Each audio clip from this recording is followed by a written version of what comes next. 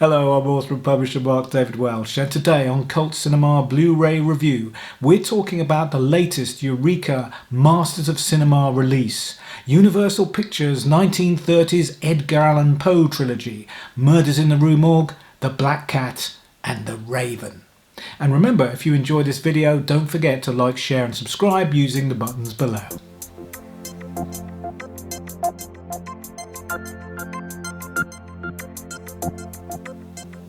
Now, calling this a Poe trilogy is perhaps pushing things more than a little, as the films are unrelated story-wise and mostly have very little to do with Poe beyond their titles and using his name for box office purposes. The one thing they do have in common, of course, though, is horror icon Bela Lugosi, who stars in all three and is given above the title billing on the front of the box. And that's pretty ironic actually, because Lugosi did not receive top billing on any of the films when they were originally released. Boris Karloff gets that honour for The Black Cat and The Raven, as is acknowledged on this old DVD I have combining those two films. On Murders in the Rue Morgue, Lugosi received second billing to actress Sydney Fox, which is something we'll touch on a little later. Poe's original Murders in the Rue Morgue is generally given credit as the world's first example of detective fiction, but like much of his work, it doesn't really lend itself to film adaptation. So instead, this movie gives us Dr. Miracle, a mad scientist with unfeasible eyebrows who is living in Paris in 1845. He's seeking to prove Darwin's theory of evolution over a decade before the publication of On the Origin of Species. He's played by Lugosi, of course, who is in absolutely imperious form here. Typically, he's not going to waste his time publishing scientific papers. No, he's going to mate a woman with his pet gorilla Eric instead, or mix their blood, as the film rather euphemistically puts it. But his experiments fail, and as a result, various fallen women turn up drowned in the Seine. As a sideline, Lugosi exhibits Eric at the local carnival, presumably to fund his experiments, where both master and ape catch an eyeful of Fox, who is the girlfriend of medical student and detective-in-waiting Pierre Dupin, who's played by Leon Ames. Fox and Eric will obviously make the perfect couple, of course, so you don't need a roadmap to see where the rest of the story is going. Now, I do find it a little curious that this Blu-ray release seems to be presenting this film as the most important of the three. Inside the slipcase, the cover features artwork from this film, not the others. Yes, it's the best quality print here, pristine in fact, whereas there is a little more grain on the other two.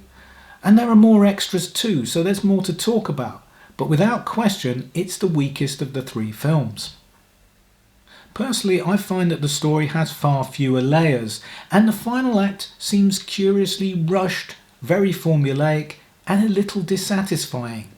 But this may have been down to tampering by the front office, and this is where Gregory William Manx's excellent audio commentary comes into its own. Now, I had always assumed that Sydney Fox got top billing in this film because she was a star at Universal at this time, one of the many who came and went so quickly as to be little remembered today. But Manx reveals instead that Hollywood gossip had it that she was the lover of studio head Carl Laemmle Jr.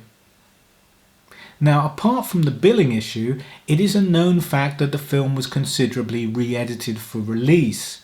Now, originally it opened with Lugosi taking a woman of the streets back to his laboratory, where she dies as the result of his experiments.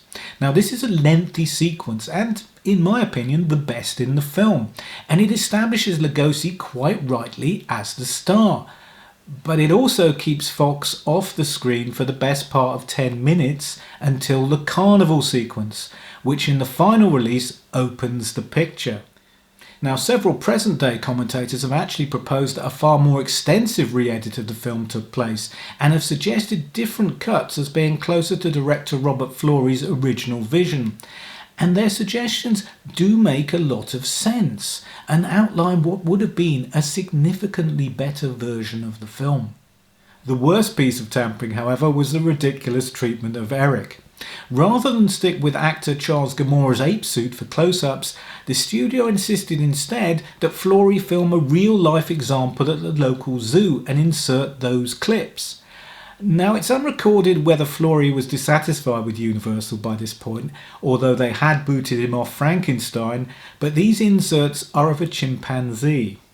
Used in the film, they look completely ridiculous, and the scene where Lugosi is about to experiment on Fox at the end has a chimpanzee who, rather than blood, definitely seems to have a different exchange of fluids in mind.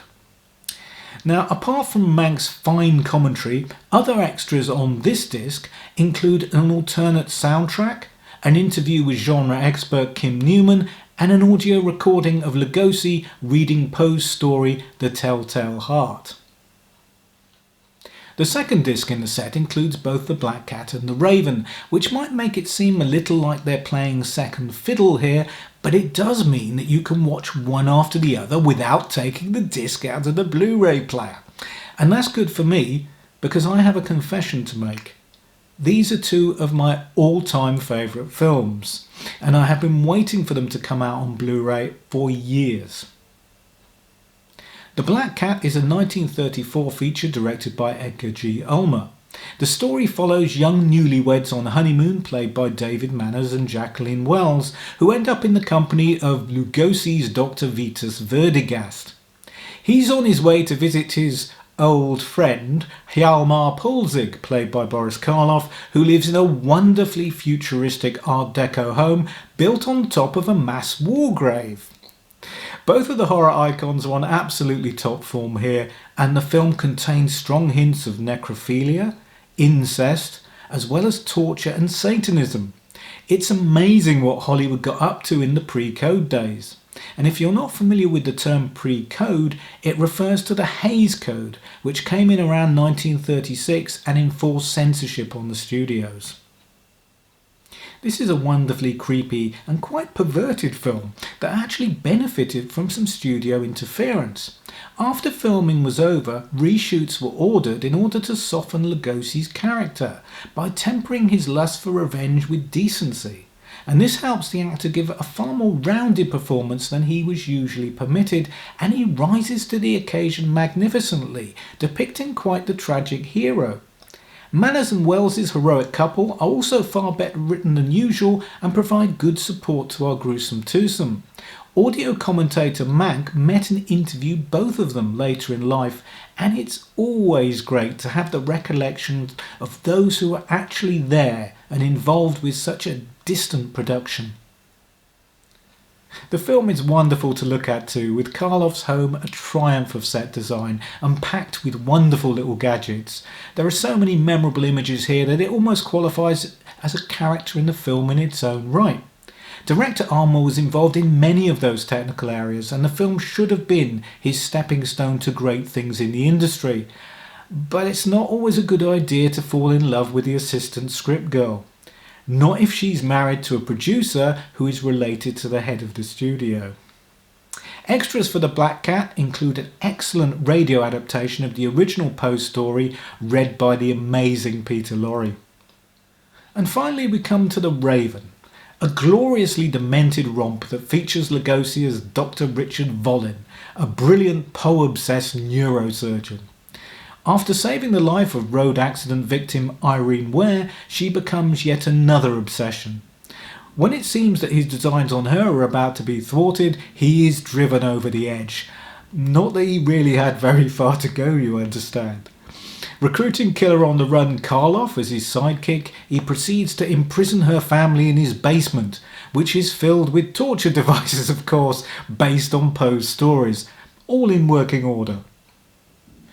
This is simply a hugely enjoyable roller coaster ride with Lugosi at full throttle as he injects even the simplest line of dialogue with a delicious menace. Karloff has a far more sympathetic role but simply doesn't get a look in, as Lugosi rants, raves and looks like he's having the time of his life. Universal faced a lot of problems with the script for this film, and that's not surprising. The source material is, after all, just a short poem. But then again, The Black Cat had nothing to do with Poe beyond the presence of the feline title character. Nevertheless, many writers were engaged and then let go before a workable script was produced. Director Louis Friedlander was brought in from Universal's movie serial unit, and it's not surprising when viewing the results because they definitely have the flavour of those Saturday morning chapter plays. The film ran into predictable censorship issues, but what is curious is the very hostile reception it received in the United Kingdom. Greater than The Black Cat, which contained far more disturbing themes. The Raven is rather bloodless after all, with a very low death count, and almost has a cartoonish feel at times. So I'm going to float a theory here as to why it was so unpopular on British shores. It's a subtext that may or may not have been intended by the filmmakers, as this is pure speculation on my part. Now, Lugosi's character of Dr. Volin is a genius. Mad as a box of frogs, of course, but a genius nevertheless. He sets himself up as above the moral considerations of normal society, and as an authority separate from the established order, in fact actively pitting himself directly against it. After all, the house guests that become the target of his machinations include a judge, a doctor and a top military man. Is it merely a coincidence that such recognised pillars of the community were chosen for those roles? Or that they are depicted as so inflexible, stupid and boring? Irene Ware's Jean is obviously drawn to Lugosi, and we as an audience know that life with him will be a lot more fun than with her doctor boyfriend, who is depicted as an unimaginative, patronising clod, and played by an actor who looks a good 2 decades older than her, even if in real life the actors were only 10 years apart. I realise that it makes sense to have someone who would be credible as a doctor, but when did that stop Hollywood from casting a young, handsome actor in such a role? There's also the undeniable impression here that as an audience we're supposed to be rooting for Lugosi, because on the one hand he's enjoying himself so much, and on the other he's easily the most charismatic character in the film. So why would all this upset the British critics and censors quite so much? Well, I don't pretend to be an expert in such matters, but there does seem to me to be something deep-rooted in the British psyche, which I'm pleased to refer to as worship of the establishment. A blind belief in the current system and those who run it, which will entertain no criticism of either, however slight. Now, if you need proof of that assertion, all you need to do is check out online discussions about the current pandemic and see how a significant percentage of the British population react to any criticism of the current government's handling of the situation. Rabidly defensive, often aggressive, and with the sort of intensive emotional investment you would expect from members of a cult. And if that's true today, then imagine what it must have been like nearly a century ago when this little horror picture dared to present a hero who openly defies the establishment, and what is much worse, encourages the audience to support him. How subversive is that? No wonder the authorities got their knickers in a twist. As well as 2 enlightening audio commentaries, extras for The Raven include a radio adaptation of Poe's story The Telltale Heart, read by Karloff. And all films come with stills galleries and original promotional materials, plus a fine booklet with some more commentary on the films. In short, this is the perfect package for fans of Universal horror, featuring 2 outstanding films of any genre and a trio of superb performances by Lugosi, who demonstrates that he could command the scene like few other stars. Well, that's it for this week's Cult Cinema Review. Please like, share and subscribe if you enjoyed this video, and go and buy the Blu-ray. Join me next week, and in the meantime, stay safe, stay well, and don't be a stranger.